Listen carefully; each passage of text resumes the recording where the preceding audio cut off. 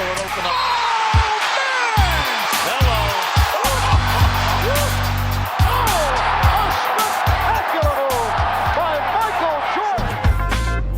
Et salut à tous et salut à toutes, c'est Yonim et je suis ravi de vous retrouver pour une nouvelle émission de Time Out, votre émission 100% basket, 100% NBA. La saison NBA a pleinement lancé, ça y est. Le moins que l'on puisse dire, c'est que depuis la reprise du 22 décembre dernier, on a été gâtés niveau ballon orange, en bien et en négatif, avec notamment une avalanche de blessures assez graves depuis la reprise. Des cas Covid dans plusieurs équipes, des matchs qui se jouent à 8 contre 11 ou qui ne se jouent pas du tout, même parfois. Mais on a aussi et surtout vu pas mal de bonnes choses, des gros cartons collectifs et des gros cartons avec pas mal de blowout, et puis des gros cartons individuels et avec des très grosses perfs. Et c'est justement de ça dont on va parler ce soir avec Théo et Guillaume. On va parler des stats. Est-ce qu'elles ont encore un sens dans la NBA? Est-ce qu'on n'est pas en train de s'habituer au match où un joueur plante 40 points? Est-ce que les 62 matchs de Stephen Curry il y a une semaine, c'est encore quelque chose de normal en NBA, ou est-ce qu'on peut encore parler de performances exceptionnelles? C'est ce qu'on va voir ce soir dans l'émission. Et puis pour rester dans les stats, Théo et Guillaume, qui est un grand amateur de stats avancées, vont inaugurer une toute nouvelle chronique qui d'ailleurs n'a pas de nom. Messieurs, si jamais vous avez une idée pour renommer cette chronique, ou même vous là, si vous nous écoutez, que vous avez une petite idée pour nommer cette chronique, on va parler de stats avancées. L'idée, c'était de trouver une stat avancée, de transformer ce chiffre un petit peu barbare en quelque chose de concret, et en prenant un exemple, que ce soit un joueur ou une équipe. Et là encore, on va parler d'un Curry, mais je ne vous en dis pas plus, on en parlera tout de suite après. Je vous les ai un peu spoil, mais vous les avez reconnus, surtout si vous êtes sur YouTube, vous les avez forcément vus. Théo Akar, Guillaume Pomade, messieurs, comment ça va? Écoute, ça va pas du tout. J'ai le setup le plus strict de l'histoire. J'ai mon téléphone branché à mon ordi via USB pour pas qu'il s'éteigne à cause de la batterie. Et puis vous voyez que c'est sur l'ordi, je dois avoir un point de vue magnifique. Voilà. Mais on t'entend très bien, donc ça fait plaisir, ça change un peu depuis le temps. Ouais, et enfin. Tu peux toujours très bien. Et toi Théo, comment tu vas? Bah écoute, outre l'effectif de Philly complètement décimé, où on a dû jouer une vaste blague contre Denver, à part ça, écoute, ça va. Mais bon, Tyrese Maxey, le style de la draft, il n'y a plus de débat. C'est vrai, t'as gros match. Combien il en a mis? 39 39 en jouant 45 minutes, enfin 42 minutes, je crois. Vous savez qui est son joueur de la semaine? Non. Le petit rookie. Justement, on va parler là des joueurs de la semaine, vous inquiétez pas. Je vous rappelle quand même, avant de lancer cette émission, messieurs, que vous pouvez nous trouver là, sur les réseaux sociaux, bien évidemment, sur Twitter, sur Facebook, sur Instagram et sur toutes les plateformes de stream, bien évidemment. Si vous voulez réécouter les anciennes émissions, n'hésitez pas, avec tout le reste de l'équipe. Et puis sur YouTube, pour ceux qui préfèrent la plateforme de Google, n'hésitez pas surtout à nous laisser des petits coms, ça fait toujours plaisir, et puis ça nous fera plaisir aussi de vous répondre, d'interagir un petit peu avec vous pour parler basket cette semaine, messieurs. On est parti pour le temps mort le plus long de la NBA. On est parti pour une heure de Time Out.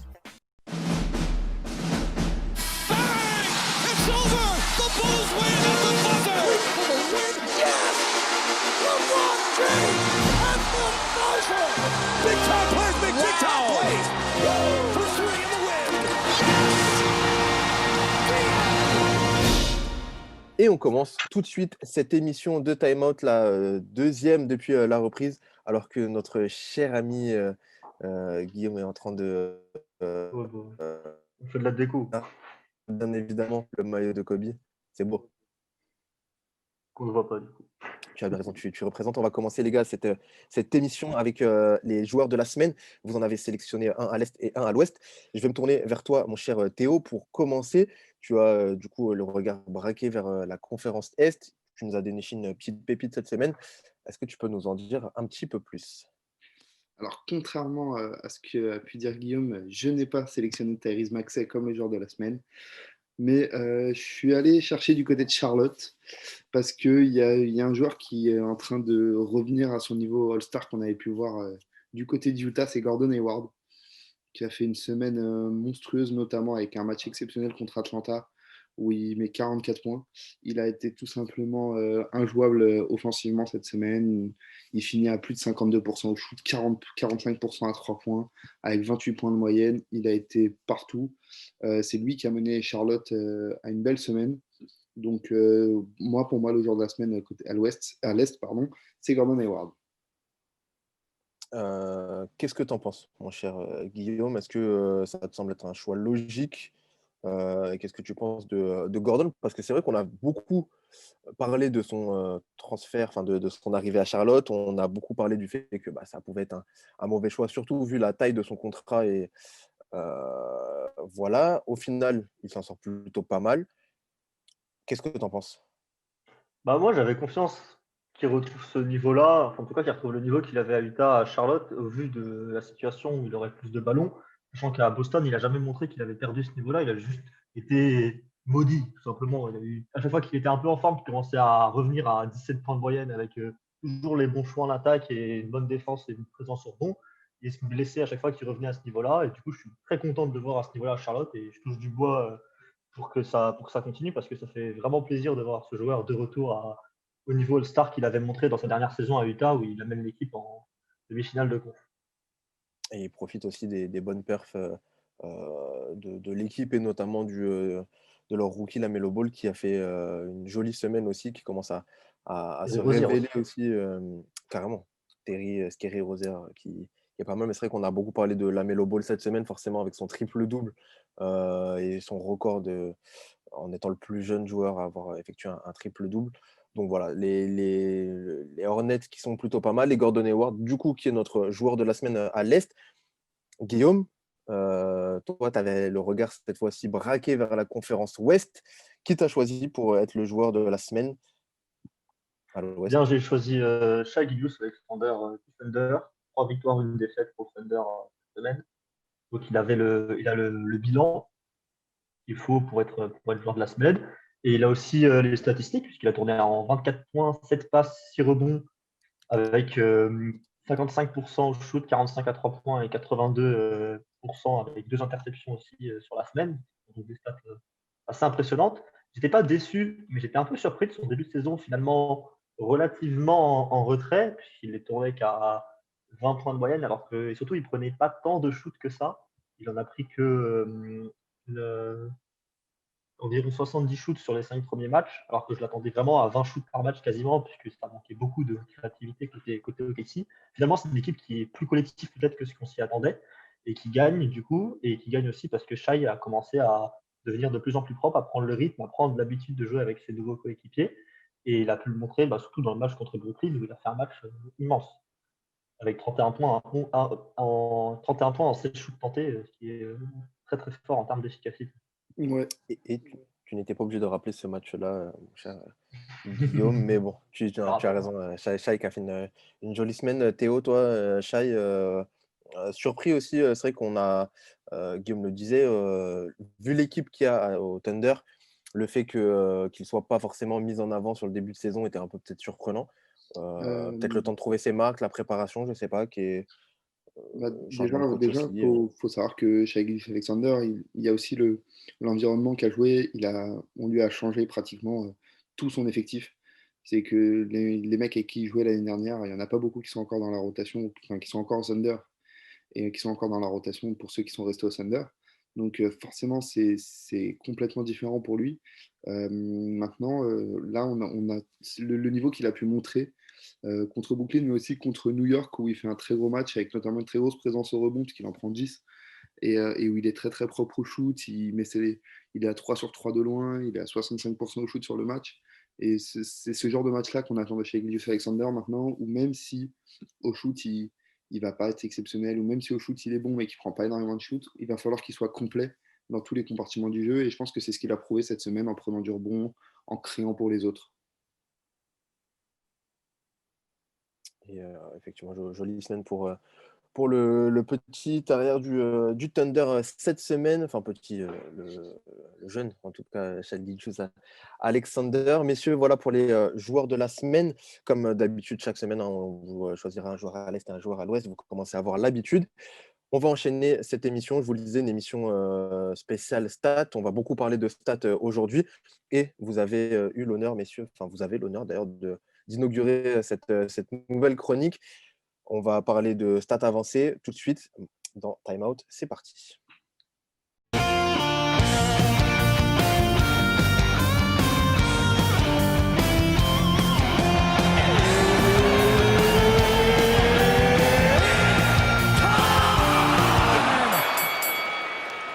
Et Théo, je vais te passer la parole. Enfin, on va peut-être commencer par Guillaume, je ne sais pas, pour parler de stats. Je sais que vous l'avez préparé à deux, messieurs. Vous faites un tandem d'enfer pour parler de stats avancées.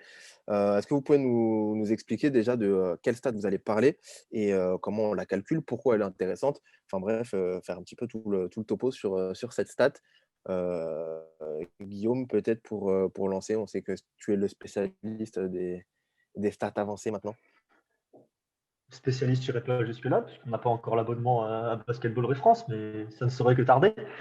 Donc, le true shooting percentage, c'est la stat dont on va parler aujourd'hui, qui est aussi appelé pourcentage de tir réel en français, notamment sur NBA 2K pour ceux qui y jouent. Et donc, c'est un pourcentage qui est calculé et qui pondère les trois types de manières qu'on a de marquer au basket, c'est-à-dire les tirs de champ, plus les 3 points, plus les lancers francs tentés. Donc, la formule, elle n'est pas compliquée, c'est le nombre de points qui ont été marqués par un joueur, imaginons sur un match, divisé par le nombre de tirs de champ qu'il a tenté, donc le nombre de tirs en tout qu'il a tenté, Toto, plus 0,44 fois le nombre de lancers francs qu'il a tenté. Et donc cette stat permet donc de juger l'efficacité réelle d'un joueur. Imaginons un joueur comme James Harden qui n'a pas toujours les plus beaux pourcentages au shoot, qui est souvent à certains matchs en dessous des 40% au shoot sur le terrain, et qui va même faire un 17 sur 18 au lancer franc, ben on va se rendre compte qu'il a été très efficace parce que le 17 sur 18 au lancer franc a compensé pour ses shoots ratés. Puisque, on le rappelle, des lancers francs, c'est aussi un shoot qui est, si on met 2 sur 2 au lancer franc, c'est comme si on avait réussi un shoot, seulement ça ne se voit pas nécessairement dans les pourcentages et dans les feuilles statistiques classiques. Et donc, cette stat, elle sert à montrer ça et elle est utile surtout sur un gros volume sur une saison pour voir si un joueur est efficace ou non. Sachant que le 3 points est lui aussi, le 3 points, lui, par contre, est un petit peu moins mis en valeur dans cette stat, dans la manière dont elle est calculée, puisque du coup, on prend que les tirs de champ tentés. Et donc, le 3 points n'est pas directement injecté non plus. Il y a une autre stat de shoot qui est calculée avec le 3 points en plus, qui est encore un peu plus mise en avant, où ça prend en compte aussi le spacing, et qui permet encore plus de voir à quel point un joueur est efficace, et sa menace sur l'adversaire est aussi efficace.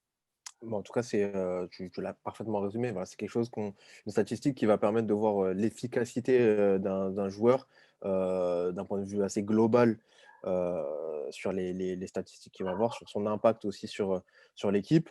Théo, du coup, on en parlait lorsqu'on préparait l'émission. Une stat, du coup, enfin, un joueur qui est revenu, quand on parle de trou pour pourcentage, un joueur qui revient énormément et qui domine vraiment sa catégorie. Est-ce que tu peux nous le présenter et nous dire et nous parler un petit peu de ce joueur-là sur ce début de saison? Je sais que tu le connais assez bien, même si on ne l'a pas vu cette semaine, malheureusement. On sait que tu le connais assez bien. Oui, parce que c'est de lui dont a commencé tous les problèmes à Philadelphie cette semaine, mais c'est lui qui avait réglé tous les problèmes de Philadelphie en début de saison sur le terrain. C'est Seth Curry, le frère d'eux. En fait, c'est pour compléter ce qu'a dit Guillaume, c'est une stat qui au final est qui est souvent très avantageuse pour les pivots, car ils sont proches du cercle. On juge qu'ils ont des tirs plus faciles à réaliser. Ils prennent moins de shoots, mais avec un haut taux de réussite. Il n'y a rien qu'à voir sur le top 7, notamment de la catégorie.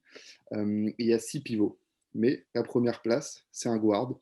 C'est Seth Curry, du coup, qui a 79% au pourcentage de tir réel.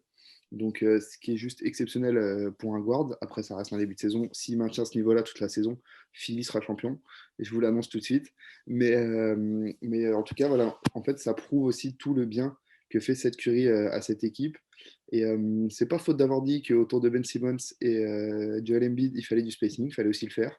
Et en plus, quand on a un joueur qui a la main aussi chaude en début de saison et qui met tous ses shoots de cette manière-là, c'est beaucoup plus facile pour les deux de jouer au basket ensemble. Et du coup, ça montre aussi à quel point l'importance de cette Curry maintenant dans le système, si on peut parler de système, parce que bon, voilà, ça reste de Rivers, mais ça prouve l'importance en tout cas Seth Curry dans le système de Philadelphie et l'importance qu'il a sur le terrain, parce qu'il apporte ce qui a manqué cruellement à cette équipe l'année dernière.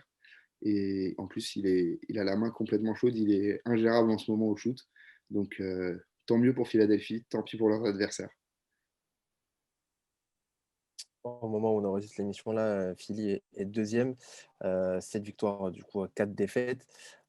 Seth Curry n'a pas joué cette semaine. Ça, c'est un peu. Bon, du coup, il y a eu pas mal de cas Covid. Et donc, ça a été un petit peu une semaine compliquée pour les Sixers dans l'ensemble. Mais c'est vrai qu'on voit quand même que s'ils ne sont pas ultra dépendants, ils sont quand même très, très. Ils ont vraiment, tu l'as dit, Théo, ils avaient vraiment besoin de ça, de ce spacing, de ce pourcentage au shoot et de cette stat-là aussi pour Seth Curry.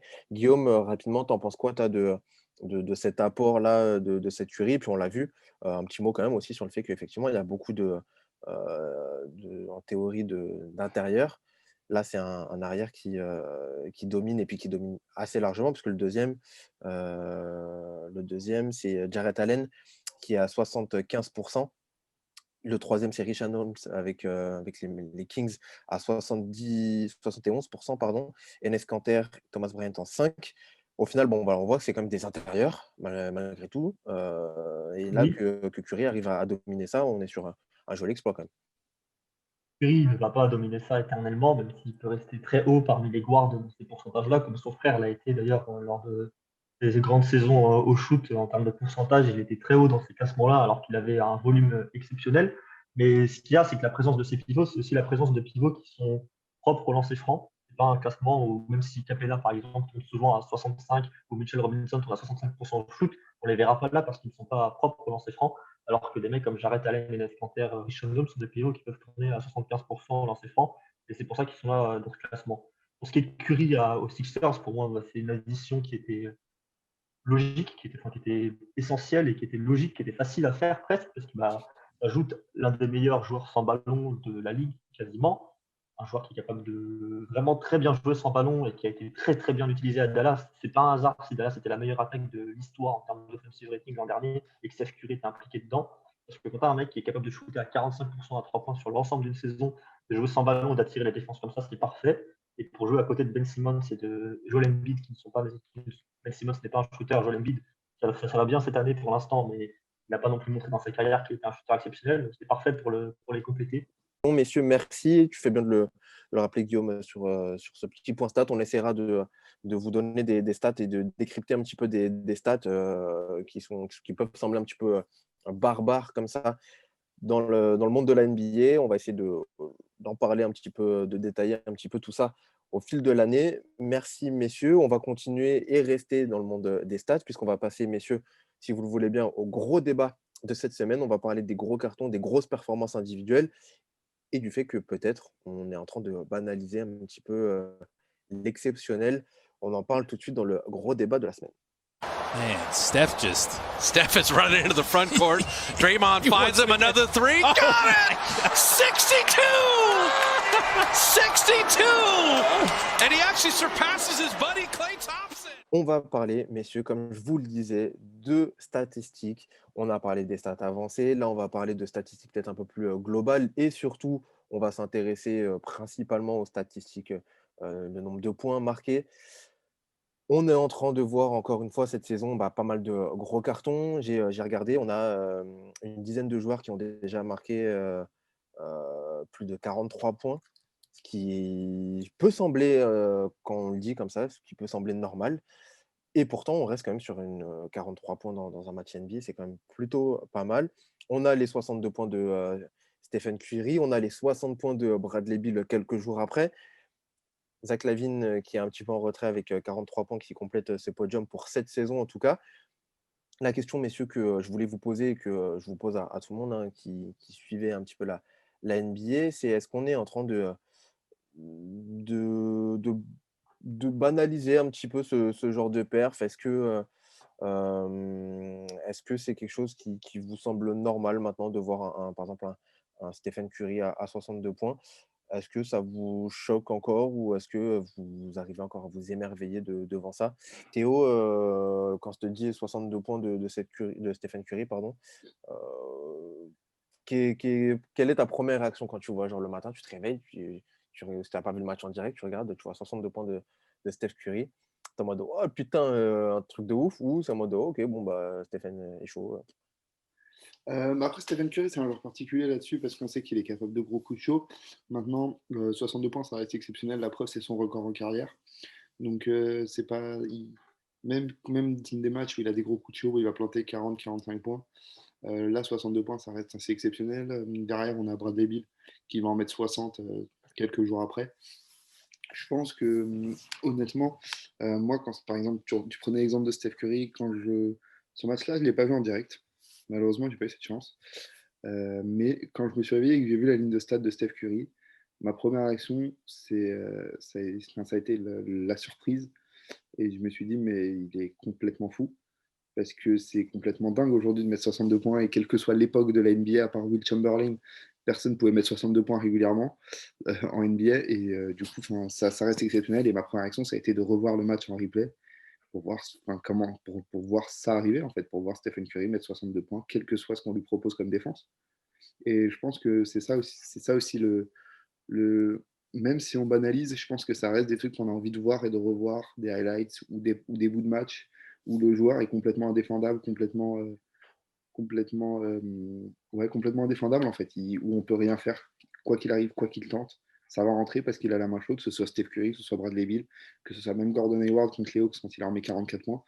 C'est des joueurs à ces moments-là, c'est eux qui décident de la suite du match en fait, tout simplement. Guillaume, une réaction quand je te dis, voilà, 62 points de Steph Curry, 60 points de Bradley Beal quelques jours après. Est-ce que, comment toi tu le vis? Est-ce que, pareil, t'es étonné, on va dire, ou est-ce que, bon, bah, t'es genre, ok, bah, Steph était chaud, Steph est comme d'hab très bon. T'arrives encore à t'émerveiller devant ce genre de perf ou pas? J'étais encore réveillé quand il l'a fait, donc j'ai vu la majorité de ses points en direct. Je regardais un autre match encore en même temps à ce temps-là. Mais j'ai vu du coup, la majorité de ses points en direct. Et oui, j'étais évidemment émerveillé devant ça. Comme on peut l'être devant la performance de Bradley Beal aussi, que je me suis fait en replay. Je me suis fait en replay sa performance à lui, je ne me suis pas fait le match en replay. Même celle de Zach LaVine, qu'on a vu sans doute tous en direct, du coup, vu que c'était à heure française dimanche dernier. Et moi, personnellement, ça m'impressionne de le voir toujours autant, surtout quand tu le vois en direct. Genre, quand tu regardes le début d'un match et que tu vois qu'il met ses 3, 4, un joueur met ses 3, 4, 5, 6 premiers shoots, tu commences à dire oula, oula, comme Kawhi a pu faire d'ailleurs aussi dimanche dernier, où il rentrait absolument tous les shoots qu'il tentait, même s'il n'a pas pris un énorme volume, il a atteint que 35 points. Ça reste toujours aussi impressionnant. Et avec les réseaux sociaux, je suis pas sûr qu'on banalise parce qu'on appuie tellement dès qu'il y a une grosse performance au scoring qui a lieu que je suis pas convaincu qu'on banalise ça non plus. J'ai pas l'impression que les 62 points de Steph Curry ont été banalisés cette année. Donc lui, c'est son record en carrière personnelle, mais qu'il n'a pas non plus tapé il a tapé en soi aucun record. Et vraiment, à part son propre record, il a tapé aucun record chez les Warriors en termes de nombre de 3 points, de lancers francs tentés, de shoots tentés, de tirs rentrés ou de nombre de points en tout, puisque les Warriors, le record c'est 100, du coup, je suppose, parce que c'était ce maillot-là cool, tu as fait 100 points. Si mes souvenirs sont bons, c'était les Philadelphia Warriors à l'époque. Et du coup, vu qu'il n'a pas tapé de record de franchise ou quoi, je pense que ça a peut-être un tout petit peu minimisé la performance. Moi, je me rappelle 62 points, ça me fait penser à ceux que Carmelo avait mis au Garden à l'époque, il a mis 62 points sur les Bobcats. Et là, je me rappelle que c'était un truc de fou parce que c'était le record des Knicks et que ça avait été vraiment fou parce que c'était le record des Knicks tout simplement qui était tombé. Et pareil pour Bradley Beal, il a mis 60, il a égalisé le record de Arenas côté Wizards, il n'a pas non plus battu le record, c'est dans une défaite aussi qu'il fait ça. Je pense que ça n'a pas non plus aidé pour qu'on s'exalte encore plus sur ces performances-là. Mais Jean Curry l'aurait fait en rentrant 16-3 points et en battant le record, en explosant le record de tir à 3 points à rentrer. Là, je pense que là, Twitter aurait encore plus explosé que ce qu'il a déjà explosé. Et pourtant, il a bien explosé. Je suis en train de regarder là, les statistiques des matchs. Alors, on tape vraiment dans le gratin, mais voilà, les matchs à plus de 50 points. On a Will Chamberlain, qu'on ne mettra même pas dans ce classement, qui est premier avec 118 matchs à plus de 50 Il a points. tourné toute une saison. Toute une saison, il a tourné à 50 points. Donc voilà. On va inventer un autre sport pour lui, on ne le mettra pas. Du coup, ce qui se rapproche le plus d'un être humain derrière, c'est Michael Jordan qui est du coup deuxième avec 31 matchs à plus de 50 points. Ouais, Kobe Bryant, il est un peu machine ton ouais. être humain quand même. Ah oui, non, mais c'était Ouais, ça. ton Mais être ce qui humain, se il rapproche est le bien plus en d'un- forme physiquement. ce qui se Il est bien rapproche le plus élancé, d'un- ton être humain. ce qui se rapproche encore plus d'un être humain juste derrière, c'est Kobe Bryant avec 25 matchs à plus de 50 points, ce qui est incroyable aussi. Et puis derrière, on va avoir un James Harden, 23 matchs à plus de 50 points. LeBron James, qui est septième de ce classement, 12 matchs à plus de 50 points. Il y a Damian Lillard qui est dans ce classement. Stephen Curry, qui est 12e avec 7 matchs à plus de 50 points. On a Kevin Durant et Russell Westbrook dans ce top 20 notamment. On a des joueurs comme ça qui vont. James Harden, surtout James Harden. LeBron James, un petit peu Damian Lillard aussi, qui peut prendre chaud très, très, très vite. Steph Curry, Kevin Durant, Russell Westbrook. Après, on parlera des autres, mais des joueurs comme ça, est-ce qu'ils n'ont pas un petit peu aussi banalisé ces matchs à plus de 50 points, ces grosses perfs, ce côté incroyable? Est-ce qu'au final, on n'est pas dans une époque où on se dit, bon, bah, au final, il est super bon et puis c'est normal parce que la NBA, ils sont super forts, il y a une pace plus élevée. Enfin, est-ce qu'on n'est pas en train de s'habituer un peu trop à ce genre de match selon vous, Théo? Bah, si, et justement, en fait, j'ai un peu une preuve de ça. C'est un petit élément de langage de Guillaume qui dit que Kawhi Leonard n'a mis que 35 points. Alors qu'à certaines époques, quand on mettait 35 points, c'était déjà une énorme performance offensive parce que les défenses étaient plus C'est serrées. dans le Ça défendait sens plus mal. où Après, oui, bien sûr, c'est pas le 35 total. points, 35 points, ça reste pas énorme là dans le niveau dont on parle. Après, je pense qu'il y a aussi le fait que certains joueurs puissent aller taper des très très hautes performances au scoring, notamment le très jeune Devin Booker contre Boston.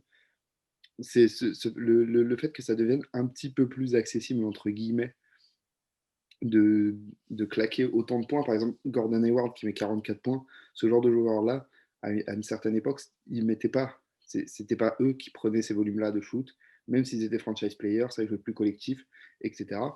Là, c'est ça qui fait que ça banalise, c'est qu'il y a plus de joueurs qui sont capables de le faire. Moi, j'ai l'impression, en tout cas, il y a plus de joueurs qui le font vraiment. C'est là la grosse différence. À une époque, il y avait, par exemple, dans les années 90, il y avait quasiment que Jordan qui faisait des matchs à plus de 40 points. Il n'y avait pas que Jordan, bien sûr, mais il y avait quasiment que lui. Et du coup, c'est là aussi où ça change. Après, si je me permets de te contredire, Yonim, LeBron James, c'est clairement pas sa spécialité, les grosses performances au scoring. C'est plutôt les gros triple-doubles et envoyer de la grosse stat. Après, il est capable de tourner à 30 points de saison à 30 points de moyenne sur une saison s'il a envie, hein. Là, il n'y a pas de doute là-dessus. Mais LeBron, ça reste pas sa spécialité. Son record en carrière n'est pas si élevé que ça, par exemple. Mais en tout cas, c'est vrai que c'est un jeu. En fait, les stats sont devenues de plus en plus importantes avec le temps aussi, j'ai l'impression. Les joueurs, notamment, s'attardent plus sur les stats. On l'a vu avec Westbrook, qui a souvent été accusé d'essayer de faire gonfler ses stats, quitte à faire perdre son équipe. Et je pense que les stats prennent une place aussi plus importante aujourd'hui dans la NBA actuelle, où on regarde beaucoup plus les stats, la feuille de match, etc. Où beaucoup de gens jugent le match d'un joueur seulement sur sa feuille de match. Et du coup, bah, les joueurs aussi s'habituent à ça. Et du coup, essayent aussi exploser la feuille de match pour pouvoir faire parler d'eux et pour pouvoir montrer leur talent. Mais là, je suis d'accord avec toi, Théo, c'est-à-dire que sur LeBron James notamment, c'est qu'on n'est pas sur un joueur qui c'est pas son habitude pour lui de faire des gros, gros, gros cartons. Pourtant, bah, dans ce classement de joueurs à plus de 50 points, il est par exemple devant Damian Lillard avec du coup 12 matchs à plus de 50 points. Et justement, c'est aussi pour ça que j'avais envie de lancer ce débat-là. Je me baladais sur les réseaux comme d'hab et je voyais un joueur un commentaire qui disait bon, LeBron, s'il termine en 29, 8-8, je crois, il sera MVP cette saison. Et je me dis, mais putain, on est en train de demander à un joueur de 35 ans de tourner en 28-8-8 ou en 29-8-8. Est-ce que c'est ce qu'on lui demande trop? Est-ce que c'est pas un peu énorme quand même pour un joueur, surtout pour un joueur comme LeBron James? Est-ce que les points sont devenus si importants que ça? Et est-ce que un joueur en 29 points, c'est devenu. Enfin, faut vraiment avoir 29. On pense il y a des MVP qui ont terminé, MVP de la saison avec moins que ça, au final. Et c'est pour ça que. Avec 13 en 2006. Non, mais carrément, carrément. C'est pour ça que enfin, tu vois, je m'ai étonné qu'on demande autant à un joueur, surtout un joueur qui va avoir 36 ans cette année. Ça je me posais des questions justement sur cette importance des stats, etc. Et je voulais du coup avoir votre avis. Toi, Guillaume, Je voulais juste rebondir avant sur ce que Théo a dit, parce que je ne suis pas totalement d'accord avec lui. Je trouve que certaines stats sont à banaliser, notamment les triples-doubles, parce que les joueurs, à l'époque, dans les années 90, même 2000, avaient des rôles définis. Le pivot prenait ses rebonds, était sous le panier. Le poste 4, il défendait, il s'écartait un peu dans certaines équipes. Ils avaient des rôles très définis. Un joueur comme LeBron all-around, il y en a eu très peu avant. Il y a eu Larry Bird, il y a eu Magic Johnson, parce que c'était des talents trop forts, tout comme Jordan. Mais sinon, à part Grant Hill, que j'ai en tête, qui était ailier, qui touchait vraiment à tout, et Pippen, il n'y en a pas non plus tant que ça, et c'était très rare. Alors qu'aujourd'hui, quasiment tous les joueurs de poste 1 à 4 en NBA sont capables de tourner à 3 passes décisives et de tourner à 5 rebonds minimum, quasiment tous. Et les joueurs sont beaucoup plus all-around. Pour moi, le triple-double est une stat, par exemple, qu'on doit pondérer parce qu'il est plus simple à obtenir aujourd'hui, car les joueurs ont plus de liberté pour l'obtenir, et les joueurs ont plus, par exemple, Westbrook, oui, c'était prévu que lui il prenne le rebond pour pouvoir relancer l'attaque plus vite. C'est une bonne chose que Westbrook prenne autant de rebonds, puisque quand ton meneur prend ton rebond défensif, ça évite de faire la passe du pivot au meneur. Sachant qu'aujourd'hui, il y a carrément des joueurs comme Jokic qui, eux, sont des pivots et des meneurs dans la même personne. Et pour moi, par exemple, le triple-double est une stat qui doit être un petit peu à nouveau mise à niveau. Westbrook n'est pas le GOAT parce qu'il va dépasser Oscar Robertson en termes de triple-double, puisque ça reste plus simple aujourd'hui. Et par exemple, quand je me rappelle de Markel Fultz qui avait fait le triple-double le plus jeune à l'époque, il avait fait un triple-double en 13-11-11 et ce n'était pas parce qu'il a fait un triple-double que son match était non plus exceptionnel. D'ailleurs, on voit aujourd'hui un triple-double n'est absolument pas synonyme de victoire, alors qu'une perf à 60 points, quand on regarde en termes de pourcentage de victoire, c'est synonyme de victoire. Et donc, pour moi, le scoring pur, le nombre de points marqués, ça reste quelque chose qui n'est pas à banaliser et quelque chose qui n'est pas banal et quelque chose qui n'est pas non plus si classique que ça. Oui, la moyenne est un peu plus élevée de points marqués en NBA et oui, il y a un peu plus de grosses perfs mathématiquement, c'est sûr, mais pour moi, ça reste à ne pas banaliser, ne serait-ce que parce qu'on en parle toujours autant quand un mec fait une grosse perf au scoring. Là, cette année, les 11 plus grosses perfs au scoring ont été faites par 11 joueurs différents. Donc, pour retrouver à nouveau le même joueur, c'est Bradley Beal en 12e position à 41 points. Avant, c'est que des joueurs différents qui ont fait. Rozier, Brown à 42, Antetokounmpo, Levert à 43, Morant, McCollum, Hayward, Harden à 44, et du coup Levin 45, et les deux autres qui ont mis au moins 60 points, Bill et Curry. Et donc pour moi, la disparité qu'il y a eu au scoring, elle montre aussi que c'est à ne pas banaliser, puisque finalement, là sur les 8 ou 9 premiers matchs, il n'y a qu'une seule fois, chaque joueur qui est plus ou moins franchise player de son équipe, ou alors joueur capable de prendre feu comme Terry Rozier, n'a fait qu'une seule fois finalement une perf à 40 points. C'est pas comme si Harden avait fait comme. À part Harden, hors Harden, imaginons, c'est pas comme si McCollum avait fait 4 matchs à 40 points déjà cette saison et que c'était trop simple de marquer. Il n'y a aucun joueur pour qui c'est trop simple de marquer, puisque par définition, ils ne sont pas dans la liste, ils ne réapparaissent pas plusieurs fois dans les listes de scoring ici. Et le seul qui réapparaît 3 fois en mettant 39, 41 et 60, c'est Bradley Beal. Et ben, heureusement qu'il met ces points-là, parce que sinon les Wizards, ils n'auraient pas gagné un match encore cette année. Ouais, après, je suis assez d'accord avec toi sur ce que tu dis, notamment sur le scoring, parce que bon, le principe du basket reste quand même de mettre plus de paniers que son adversaire. Et avoir un mec qui met 60 points déjà à lui tout seul, ça aide à mettre plus de paniers que l'adversaire, forcément. Maintenant, là où je te rejoins aussi, c'est que ces joueurs-là, après, ils ont au moment où ils ont tous pris feu, là, clairement, les coéquipiers laissent faire et regardent. On a une époque aussi où les coachs, les coéquipiers sont capables de dire t'es en feu, prends la balle, vas-y, fais-toi plaisir, va en ISO, va shooter, va machin, va faire ceci, va faire cela. Et en fait, c'est dans ce système-là que je trouve que ça commence à pas se banaliser, mais à être plus répandu, en tout cas. Et je pense que la saison dernière, notamment, n'a pas aidé là-dessus parce que Harden fait une énorme saison au scoring où il a mis des cartons à tout le monde. Et le mois de janvier de Damien Lillard, c'est pareil, où il a tourné à 50 points, il mettait 50-60 points sur qui était présent en face de lui, il n'en avait rien à faire, il mettait ses points. Et en fait, c'est petit à petit, ces performances dans le temps hyper régulières font que, comme ça revient de plus en plus souvent, forcément ça se banalise. Je pense que c'est pas à banaliser, mais ça se banalise de lui-même, le fait que ce soit de plus en plus présent. Non, je suis d'accord avec toi. Après, je pense qu'Arden, c'est un cas. un cas à part, je pense, pour Harden, parce que c'est un scoreur qui a le système qui est fait pour que lui, il marque. Et c'est vraiment l'un des meilleurs scoreurs de tous les temps. Donc je pense que c'est plutôt un cas à part, comme Jordan, Kobe, peuvent l'être aussi des cas à part en termes de moyenne de scoring. Et je pense que c'est plus intéressant d'étudier hors Harden, parce que sinon, il trust absolument toutes les places depuis 3 ans en termes de dans les premières places de performance et tout. À part Lillard qui a pris quelques coups de chaud l'an dernier, c'est quasiment partout Harden les plus hautes pointes au scoring et tout. Ouais, et Kemba aussi qui a pris quelques coups de feu. Et Bradley Beal qui est en train de devenir un gros score aussi, enfin qui l'était, mais qui est en train de se révéler vraiment dans les stats. La question que je voulais vous poser, qu'est-ce que vous répondez peut-être aux gens justement qui vont regarder à travers les stats, à travers des joueurs comme James Harden. Je ne sais pas, par exemple, on va prendre l'exemple d'un joueur comme Luka Doncic, mettons, il va forcément être comparé à des joueurs comme ça.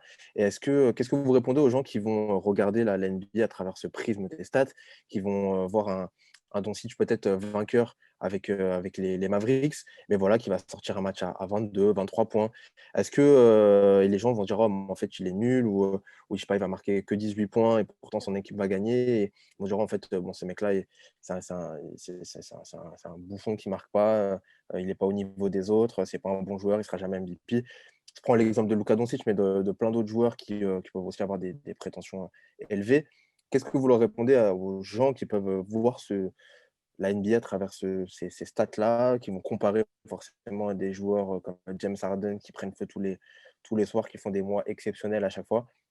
Théo, comment toi tu vois cette évolution peut-être je pense que c'est un peu une évolution aussi avec les réseaux sociaux, etc., de l'importance exacerbée des stats, des points, voire des passes des assists et des rebonds. Ouais, bah, c'est vrai que c'est particulier moi, j'ai toujours eu du mal à voir le sport par les stats, que ce soit le basket ou d'autres sports. Après, là, on parle de basket. Et pour moi, le joueur qui représente le mieux ce contexte un peu, soit d'un côté les stats, soit d'un côté l'apport vraiment sur le terrain, ça va être soit des joueurs comme Draymond Green, des role players, où leur rapport va pas forcément se voir dans les stats, mais par contre dans le nombre de victoires, dans la façon de jouer de l'équipe, ça va se voir. Ou le joueur pour moi le plus représentatif de ces stats-là, c'est Nikola Jokic. Parce que Nikola Jokic va rarement mettre 40-45 points, mais par contre, très régulièrement, il va dépasser les 10 passes, il va tourner en triple-double, il va être monstrueux, il va mener son équipe à la victoire. Nikola Jokic est capable de mener son équipe à la victoire en inscrivant 13 points. Et c'est là aussi où il faut savoir mettre de la distance, je pense, entre ce qui est écrit sur la feuille de stats et ce qui se passe vraiment sur le terrain. Parce que, certes, pour reparler du cas d'Evin Booker, par exemple, à Boston, quand il met 70 points, ce soir-là, Devin Booker, c'était open bar. C'est qu'il a pris des shoots de partout, comme il voulait, quand il voulait. Et du coup, oui, c'est très bien. Il met 70 points. Il a des qualités de scoreur qui sont indéniables. C'est un score de très très haut niveau, mais il avait tous les shoots de partout. Et du coup, c'est là aussi où il faut remettre aussi l'apport d'un joueur et son rôle sur le terrain par rapport et ce qu'il apporte par rapport à ce que les stats disent de lui. Nikola Jokic, quand il est là ou quand il n'est pas là, Denver ne joue pas pareil. Par contre, ça va pas forcément se voir dans les stats, à part qu'il va mettre 12, 13, 14, 15, 18 passes, et que c'est exceptionnel pour un pivot. J'ai envie de soulever un point que tu as dit, c'est que donc Draymond Green, on ne voit pas son apport dans les stats. Et il y a aussi le côté inverse, c'est qu'il y a des joueurs qui font des stats, mais on ne voit pas leur apport dans les victoires. Je prends pour exemple Zach LaVine, même si pour moi, il n'a pas du tout le bon effectif autour de lui et qu'on est capable de gagner avec Zach LaVine comme étant le meilleur ou le deuxième meilleur joueur d'une équipe, au moins d'aller en playoff. Un mec comme Zach LaVine qui tombe en 25-5-5, qui fait des très jolis stats, Booker aussi que tu as mentionné, et pourtant, ce n'est pas pour autant que ça gagne des matchs ou même que c'est du basket extrêmement efficace. Autour de lui, rien n'est fait pour qu'il puisse gagner. Et du coup, ces stats, elles sont quand même un petit peu dans le vide parfois. Là, j'ai sous les yeux l'exemple d'un match de Devin Booker il y a 2 ans, où il avait mis 59 points contre Utah, alors que le Jazz les Suns perdent de 33 points. Et Devin Booker avait mis 59 points en ayant pris 34 shoots, sachant que le deuxième meilleur marqueur de l'équipe, c'était Ayton à 9 points. Et que du coup, il s'était fait défoncer dans le dernier quart et il les gardait à 10 points. Personne ne mettait un panier à part Booker, il les gardait à 10 points tout le match, puis il s'était fait défoncer. C'est le match où il y avait eu Jamer Fredette qui avait fait 1 sur 10 en fin de saison. Donc c'est un match qui comptait un peu pour du beurre aussi. Mais c'est un peu symptomatique de ce que tu as dit, parce que encore le match à Boston, il met 70 points, et il met vraiment tout dedans. Et il garde vraiment les Suns dedans tout le match. C'est-à-dire qu'à chaque fois qu'il y a 10-12 points d'avance pour les Celtics, il va mettre 1-3 points de lancer et il va ramener l'équipe dans le match. Là, j'ai un exemple qui est encore plus probant pour ce que tu as dit, c'est que là, ce match-là, c'est même pas il les ramène dans le match, ils se font fumer de 30 points et il met quand même 59 points parce que c'est la fin de saison, il joue 41 minutes parce qu'il ne va pas jouer les playoffs dans tous les cas et qu'il a envie de s'amuser et il prend tous ses shoots et il les plante. Mais c'est des stats vraiment dans le vide et c'est des stats dans le vide qu'on peut voir souvent avec des Zach LaVine, des Devin Booker, qu'on peut voir aussi et qu'on voit sans doute plus aujourd'hui qu'on voyait à l'époque, où à l'époque, quand les équipes étaient nulles, les joueurs tournaient, le meilleur scoreur tournait à 17 points, 18 points. Je ne sais pas si on prend comme exemple les podcasts de Kemba Walker en 2012, là, qui est la pire équipe de l'histoire. Le meilleur scoreur doit être à 15 ou 16 points de moyenne. Quand on prend des équipes dans les années 90 qui étaient vraiment mauvaises, par exemple les Celtics des années 90 avant Paul Pierce, et le moment où ils ont drafté Len Bias et qu'il est décédé, et qu'ils ont fait une saison de transition très difficile. Je crois que le meilleur marqueur, il y a 16 ou 17 points aussi. Il y a eu une époque où il y avait dans les équipes qui perdaient, il n'y avait pas ce mec qui allait mettre 25 points de moyenne qu'on a aujourd'hui. Même par exemple, un mec comme Karl Anthony Towns, que j'adore, c'est aussi un peu pareil, c'est qu'il fait quand même, finalement, ça ne gagne pas tant que ça parce qu'il n'est pas si bon que ça en défense et parce qu'autour de lui, l'équipe n'est pas construite pour avoir un pivot aussi performant. Il n'est pas, c'est pas optimisé pour qu'il gagne et du coup, c'est des stats aussi dans le vide. Mais non, c'est intéressant ce que vous dites. Et effectivement, après, je vous invite, que vous soyez, même pour nous tous, hein, qu'on soit des grands amateurs de basket ou juste on découvre les stats. Forcément, c'est toujours cool de se lever le matin si on n'a pas vu tous les matchs et de regarder les perfs d'un joueur et d'essayer d'analyser un joueur à travers ses stats. Ça soit, surtout son nombre de points, on va surtout regarder ça désormais. Mais c'est vrai qu'il y a plein d'autres paramètres à analyser aussi, la construction, la victoire, est-ce qu'il y a une victoire ou pas, le nombre de shoots pris, la construction de l'effectif ou pas, tu l'as dit, on peut marquer 60 points, mais avoir une équipe claquée autour ou pas faite, pas optimisée et du coup perdre et faire une saison à la Devin Booker, être un formidable scoreur et perdre énormément de matchs. Il y a beaucoup de choses à analyser dans ces stats. Est-ce qu'on commence à s'y habituer? Bon, au final, je pense qu'on est plus ou moins d'accord qu'on s'y habitue un petit peu, mais pas tant que ça, et qu'on arrive toujours à souligner les gros cartons. Je pense du coup notamment au match de Steph Curry et de Bradley Beal. Juste avant de Non, passer à la toute dernière partie, ouais, Théo, pardon. ouais, non, justement, ce que je voulais dire, en fait, c'est que, par contre, je trouve que il faut ne pas banaliser tous toutes ces coups de chaud au scoring et ces stats exceptionnelles. Par contre, je pense qu'il faut aussi savoir analyser les autres stats également. Et je pense que notamment, par exemple, hein, pour cette saison, je pense que j'ai l'impression en tout cas que les 18 passes de Jokic sont passées en dessous du carton de Bradley Beal, des 60 points de Bradley Beal dans une défaite, alors que Jokic, c'est 18 passes dans une victoire, record pour un pivot de passes sur un match. Enfin, c'est juste exceptionnel. Donc, en fait, il faut savoir aussi regarder toutes les stats, toute la feuille de stats en entier, comme tu l'as dit, le pourcentage de shoot, le nombre de tirs pris, etc. Essayer d'analyser un peu le match au global et essayer de regarder le plus possible des bouts de match pour se rendre compte aussi du niveau du joueur et de l'organisation de l'équipe autour de lui. Le Steph Curry, par exemple, le soir où il met ses 62 points, Draymond Green, il fait que le mettre dans la bonne position tout le match du coup. Il a vu que Steph était chaud, il a dit bah écoute, c'est toi le chef, moi je te mets bien. Et du coup, mais là je le dis un peu en rigolant, Ah ouais, c'est ce qui a dû se passer dans le vestiaire à la mi-temps, hein, quand ils ont dû en parler. Et il a dû lui dire. Et du coup, c'est ça aussi, certains joueurs bénéficient d'être seuls dans leur équipe pour scorer un max, et d'autres joueurs bénéficient d'une qualité autour pour scorer quand ils sont chauds. Et il faut bien remettre faut bien remettre à niveau chaque c'est perf et analyser chaque perf pour se rendre compte du niveau de ce qu'a fait le joueur aussi. Et puis, quelque chose dont on a pas bon, on a un petit peu parlé, mais qu'il faut aussi prendre en compte et à chaque fois qu'on parlera de stats, dans cette émission et même, dès que vous voyez des stats, sur les réseaux sociaux, n'oubliez pas aussi que les époques sont différentes, que les conditions de jeu sont différentes. pour les points, le plus évident, c'est de parler de la pace qui a beaucoup évolué et du fait que le rythme de la NBA est désormais beaucoup plus rapide. Les joueurs prennent beaucoup plus de shoots. Il y a des règles qui sont faites. Et la qualité des défenses. Parce que par exemple, dans les années 90, on en parlait avec Guillaume, où la pace était quand même. Il se rapprochait de celle actuelle, même si elle était un peu plus basse. La qualité des défenses n'était pas du tout la même. On avait des gros défenseurs. Et puis il y a le 3 points.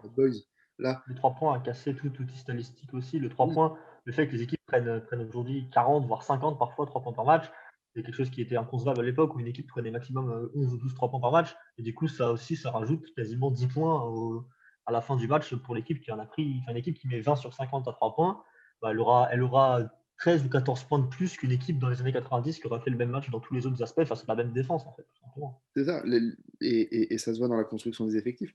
L'effectif des Sixers de l'année dernière était très bien pour jouer dans les années 90. Le problème, c'est qu'ils ont joué en 2019-2020. Mais sinon, c'était très bien pour jouer dans les années 90.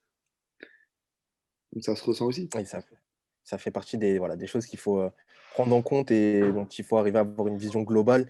On vous invite bien évidemment, et même nous, ça fait partie de notre travail aussi, de prendre ce recul aussi sur les matchs, parler bien évidemment des stats et des gros cartons et de s'émouvoir sur des matchs, mais aussi d'analyser un petit peu de manière plus globale les matchs. Quand on voit un 62 points de Curry, quand on voit un 18 passes de Jokic, il faut aussi voir ce qu'il y a autour, voir comment il les a construites. Est-ce que c'est quelque chose d'exceptionnel ou pas? Parce que c'est banal, ça ne le sera jamais véritablement pour 18 passes, mais sur d'autres aspects, sur d'autres statistiques, on va essayer d'analyser tout ça. Messieurs, voilà pour ce gros débat. Il y a bien évidemment plein d'autres choses à dire. N'hésitez pas aussi sur les réseaux à nous dire ce que vous en pensez, si jamais vous voulez réagir par rapport à ça.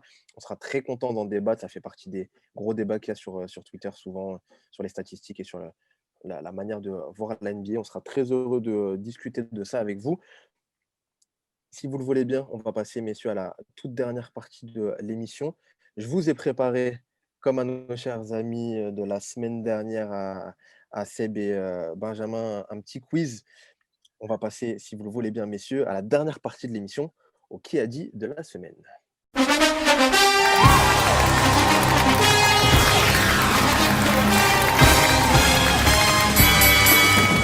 Et je vous l'ai dit, on va passer au quiz de la semaine. Comme d'habitude, je vous ai préparé un petit qui a dit. Si vous ne connaissez pas, la règle est très simple. Bien évidemment, vous pouvez jouer avec nous chez vous. N'hésitez pas à crier sur votre téléphone ou sur votre ordinateur si vous regardez sur YouTube pour donner la bonne réponse. Messieurs, je vous réexplique les règles très rapidement. Certes, on n'est pas en studio, donc ça va être un petit peu plus... J'accepte les excuses de lag et les excuses de problèmes de connexion, tout ça, pourquoi pas, si vous voulez. La règle est très simple. Je vais vous donner une citation qui a été dite par une personne physique de la NBA cette semaine. Le premier qui me donne la réponse marque des points. Je vous indiquerai si jamais il faut me dire un nom. Donc des fois, ça peut être un nom et un prénom. Des fois, ça peut être la personne qui a dit la phrase et la personne dont elle parle. Et là, vous marquerez 2 points. Je note les points sur ma petite fiche. On verra à la fin de ce petit qui a dit qui est le meilleur. Est-ce que ça vous va, messieurs, Guillaume, Théo? Est-ce que ça vous va? Est-ce que vous êtes prêts? Je vais en trouver aucune, mais ça me va très bien.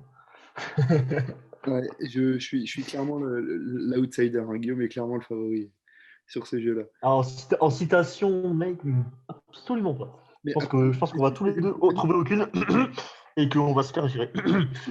Je vous donnerai des indices, ne vous inquiétez pas, messieurs. On va commencer relativement simple. Allez, on va commencer simple. Il faut me donner du coup le nom de la personne qui a dit cette phrase. J'ai eu une bonne carrière. Je ne suis pas un Hall of Famer. Je ne fais rien comme un Hall of Famer, mais je pense réaliser une carrière respectable. Et ça n'a simplement pas fonctionné ces 18 derniers mois. Nicolas Batum.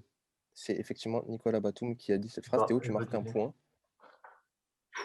Qui, du coup, s'est exprimé sur son bon début de saison en disant que voilà, ça avait juste pas fonctionné ces 18 derniers mois, mais qui pense réaliser une carrière respectable. Nicolas Batum, effectivement. Ça fait un peu plus que 18 mois que ça n'a pas fonctionné quand même. Ça fait un peu 4 ans plutôt. Attention, tu vas avoir Batum sur le dos. Ben, je veux bien avoir n'importe quel Batum sur le dos, il n'y a aucun problème. Avec un peu de chance, il y a des billets qui tombent des poches. Messieurs, deuxième citation. Effectivement, Nicolas Batum pour la première. Théo, tu marques 1 point. La deuxième est relativement simple aussi. Elle est là. Du coup, faut me donner, là, cette fois-ci, il faut me donner le nom de la personne qui a dit la phrase et le nom de la personne dont elle parle. Du coup, il y a 2 points en jeu, messieurs. Je lui ai envoyé un message dans la dernière demi-heure, mais je n'ai pas eu de réponse. Évidemment, je pense à lui et j'espère que tout va bien. C'est une affaire privée. Kevin Durant et Kyrie Irving. Non, t'es pas loin. Kevin Durant et Russell Westbrook. Non, Ah, putain. tu t'en éloignes. Théo, t'étais pas loin. Bah déjà, Ah, c'est Steve Nash à Kyrie Irving. C'est bon, Ah, bien joué. Steve Nash à Exactement, Kyrie bien Irving. joué. Ouais, c'était Steve Nash. Putain. C'est Steve Moi, Nash. je pensais que t'allais dire, je me sens pas de jouer ce soir, et là, je l'aurais trouvé rapidement. Je me dis bien que ça tournerait autour de ça. Non, mais je savais Non, que mais j'avais oublié qu'il avait dit ça. Putain. bien joué. C'est effectivement le coach des Nets qui, du coup, lors du premier match de l'absence de Kyrie Irving, n'avait pas l'air au courant, avait l'air d'avoir envoyé un message et n'avait pas eu trop de réponses à donner. Depuis, on est un petit peu aussi dans le flou, toujours du côté de Brooklyn. Mais c'est effectivement Kyrie Irving dont il parlait, le coach des Nets, Steve Nash. Ça fait 2 points pour Guillaume. On est Bon plutôt pas anniversaire mal. au papa et à la sœur de Kyrie. Hein. Du coup, il avait l'air de bien s'amuser en soirée. Rien n'est prouvé encore. Mais oui, c'est vrai. Ça va être un petit Il ça paraît, va c'est être vrai, agité. mais Ça va faire jaser. On en parlera sur les réseaux notamment. N'hésitez pas. Troisième citation, les gars, pareil, il faut me donner le nom de la personne. Celle-là, elle est un petit peu plus difficile. Il faut me donner le nom de la personne qui a dit la citation et le nom de la personne dont elle parle. Attention, écoutez bien. Nous sommes ravis qu'il soit de retour parmi nous. C'est inestimable d'avoir ce type de leadership, un grand coéquipier, un travailleur acharné, toujours prêt. Quoi que vous lui demandez de faire, on peut démarrer avec lui, le faire sortir du banc. et Steve Kerr sur Draymond Green. Oh, sortir du banc, non, Non, c'est un peu bête. Ouais, non, non. non.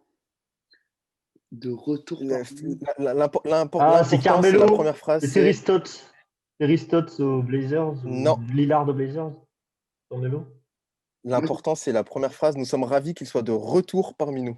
Mais moi, je serais parti sur Enes Kanter, tu vois, à cause de cette phrase-là. Pourquoi de retour parmi nous? Parce que je vois pas qui est de. Non. Mais qui a été de retour cette semaine? Genre, Non, mais qui a est-ce été. qu'il est de retour de blessure ou est-ce qu'il est de retour dans l'endroit? Ouais. Il est de retour dans l'endroit. Ah, Allez, je vous donne un indice. Je vous donne un indice incroyable. C'est un joueur qui avait été coupé et qui est revenu dans la franchise. hein?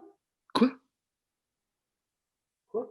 Tom Thibodeau sur Reggie Et Bullock. Kobo est de retour au sol. Un deuxième indice, ça se passe. Ah, t'es pas loin, Théo. Ah, c'est. Ça se passe quoi? Non, mais J'ai c'est pas entendu. Eh, j'ai pas entendu l'indice. C'est honteux. Je veux entendre l'indice, le deuxième. J'ai pas non, entendu. Tom Thibodeau sur Taj Gibson. Exactement. Je t'ai pas donné de deuxième indice. Je sais Guillaume, que je t'inquiète. n'ai pas Il a entendu le trouvé. deuxième indice. Donc Non, j'en ai pas donné. Il a trouvé. Il a parlé de Tom Ah. Thibodeau. Et c'est effectivement Tom Thibodeau qui parlait de Taj Gibson, qui est revenu après avoir été coupé de manière un petit peu. C'est les Knicks, de toute façon, qui font ce genre de choses. Bisous à Ben.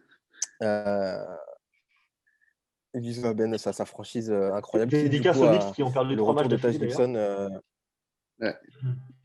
qui devait être champion, mais qui ne le sont pas finalement. Taj Gibson fait perdre des matchs. Messieurs, la dernière pour vous départager, du coup, on a 3 points pour Théo, 2 points pour Guillaume. Celui-là, j'accorde 2 points à celui qui le trouvera. Si vous me trouvez le nom, je ne pense pas. Il faut me trouver plutôt la fonction, on va dire, de la personne, parce que le nom est un petit peu compliqué. On va parler d'une ville, et du coup, je ne vais pas donner le nom de la ville, sinon ce sera un indice beaucoup trop facile. Du coup, je vais faire un petit bip pour le nom de la ville, mais je pense que vous devez... C'est par rapport au Sonic, c'est Adam Silver qui parle. Mais voilà. Non, c'est le coach des Pacers. Il a dit un nom compliqué. Moi, il n'y a que le coach des Pacers. Non, t'es pas loin. Alors, je vous dis la création. C'est une très bonne nouvelle pour la ville que la NBA réfléchisse à la création d'une nouvelle franchise. J'ai été franche avec lui, en parlant d'Adam Silver. Il sait que BIP va être en première ligne. Il devrait y avoir une franchise chez nous. Est-ce que vous savez qui a dit cette citation? Bah, ça parle de Seattle. La mère de Et, Seattle. c'était Katie, peut-être. La mère de Seattle. Très bien J'ai joué. été le C'est premier la à dire mère que ça parle de Seattle. Ah, mais fallait Ouais. que- Donne le point à lui, alors que j'ai parlé de Seattle avant même que tu dises la Je vous donne- citation. Moi, j'ai trouvé Kyrie tout à l'heure, c'est toi qui as pris les 2 points. Toi, t'as juste trouvé Steve Nash. Je vous- Elle s'appelle Jenny Durkheim. Effectivement, c'est la mère de Seattle. Théo, tu avais raison. Guillaume, je te mets un point parce qu'effectivement, tu as parlé de Seattle. Honteux. Mais le point à Théo quand même en parlant de la mère de Seattle qui a effectivement énormément discuté avec Adam Silver et ça fait partie des discussions de la NBA, ce retour de la Ligue. Je ne sais pas d'ailleurs si vous avez vu que ça commence les rumeurs s'intensifient, qu'on parle vraiment de plus en plus sérieusement on le savait, d'un retour d'une extension de la Ligue avec plusieurs franchises, dont les Seattle Supersonics qui seraient... Il y aurait Vegas et Seattle et une équipe de l'Ouest comme les Grizzlies ou les Pelicans qui bougeraient à l'Est. Ou les Wolves. Oui, ou les Wolves d'ailleurs. C'est les trois qui sont le plus à l'Est. Mais ouais, ça fait partie des grosses... Ça fait partie des grosses rumeurs qui s'intensifient. On savait que c'était en réflexion, mais là, on parle de plus en plus avec la crise économique liée au coronavirus qui intensifie ces négociations. Seb en avait parlé d'ailleurs dans une émission avec Inside the Hoop, Inside Basket. Il avait fait une émission dessus et c'était assez intéressant. Messieurs, voilà pour le qui a dit de la semaine. Il me semblait en avoir pris une de Rab, si jamais vous voulez. Est-ce que vous êtes... Je crois que j'avais screen. Et citation en or, Théo. C'est parti. Moi, j'en ai une. Allez, franchement, allez, je vous la donne celle-là. Je vous la donne celle-là parce que je l'ai sous les yeux et que du coup, comme ça, au moins, vous êtes, vous serez départagés. Non, je me connais, je la retrouve. Comme ça. Seattle.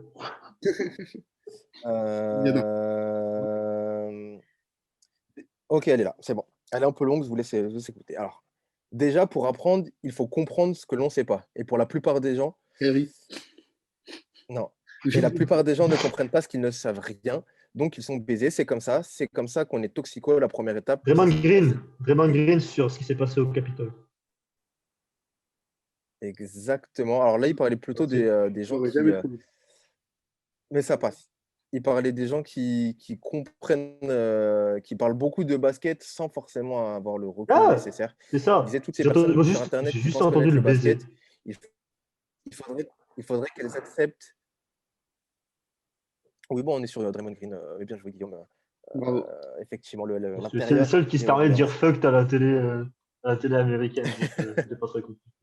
Moi, je l'ai reconnu au gros mot, je l'ai pas reconnu au propos. Voilà. Donc, non, mais bien joué, ça passe. La manière compte peu. Au final, tu marques le point. Félicitations, mon cher Guillaume.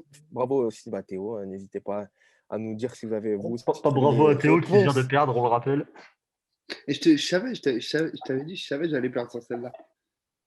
ouais. Même pas surpris. Non, mais bien joué. Je ne suis pas concerté avec eux, si tu veux savoir. Je suis pas comme les Lakers en 2002. Oui, c'est ça. Les gars, merci beaucoup pour cette nouvelle émission. On va bien évidemment regarder de très près ce qui va se passer pour la Ligue ces prochains jours avec tous les cas de Covid qui ont été déclarés. On va voir comment la NBA va réagir face à ça. On espère, ça me semble un peu probable, mais que la NBA ne sera pas annulée ou en tout cas il n'y aura pas de grosses conséquences sur la Ligue. On espère qu'il n'y aura pas non plus trop de cas Covid dans les équipes.